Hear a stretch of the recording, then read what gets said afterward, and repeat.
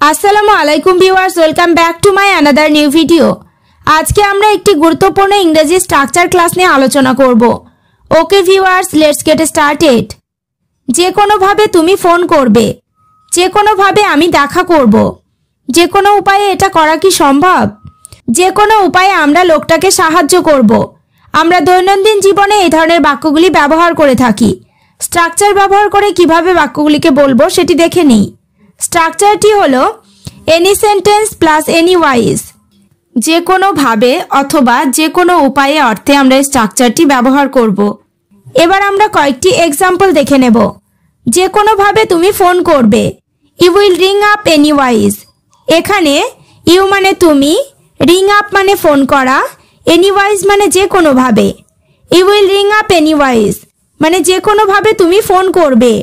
Next, যে কোনোভাবে আমি দেখা করব, আই উইল মিট এনিওয়াইজ। এখানে আই উইল মিট মানে আমি দেখা করব, প্রেজেন্ট ইনডিফিনাইট টেন্স। আবার এনিওয়াইজ মানে যে কোনোভাবে, আই উইল মিট এনিওয়াইজ মানে যে কোনোভাবে আমি দেখা করব। পরেরটা, যে কোনো উপায়ে এটা করা কি সম্ভব? Is it possible to do anyways. এখানে ইজ ইট পসিবল মানে এটা কি সম্ভব, টু ডু মানে করা, এনিওয়াইজ মানে যে কোনো উপায়ে। Is it possible to do anyways যে কোনো উপায়ে এটা করা কি সম্ভব?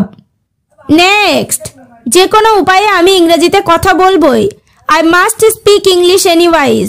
এখানে আই মানে আমি, মাস্ট স্পিক মানে কথা বলবই। I must speak English anyways যে কোনো উপায়ে আমি ইংরেজিতে কথা বলবই।